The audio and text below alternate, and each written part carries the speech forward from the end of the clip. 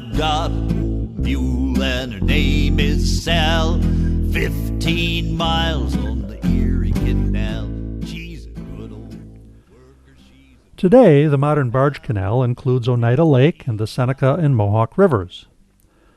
But the designers of the original Erie decided to bypass them all with a completely man-made channel. Animal power would propel the Erie's barges during its first century, and those animals needed a continuous towpath to walk on. It turned out to be a good decision, as cargoes could make the whole trip without having to be double-handled to and from lake vessels, giving the Erie a decided advantage over Canada's Welland and Rideau canals. Replacement mules were easier to provide than steamboat repair shops, and turbulence from paddle wheels would have seriously damaged the original Erie's fragile banks.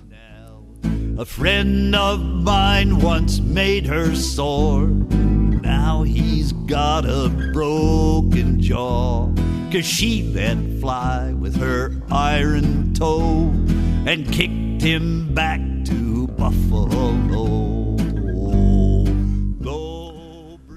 Both horses and mules were used in the 19th century, but if the images that we have today are any indication, mules quickly became the animal of choice for the majority of barge operators. Mules, of course, are a cross between a horse and a donkey, and though a mule will have either male or female features, they're not able to breed. Laying aside their reputation for stubbornness, we are told that mules have some characteristics that easily explain their suitability for service on the Erie. Their smaller size made stable space on the barges possible, and their hooves were smaller than those of a horse of the same weight, giving them the traction and sure-footedness on slippery going that's made them the choice today on Grand Canyon tours. Probably their best feature, though, for Erie service at least, is that mules are particularly fussy about the water that they drink. Apparently, you can't make a mule drink water that isn't clean. And the water of the Erie, in its first century especially, with whole families living on boats without sanitary facilities of any kind, was not clean.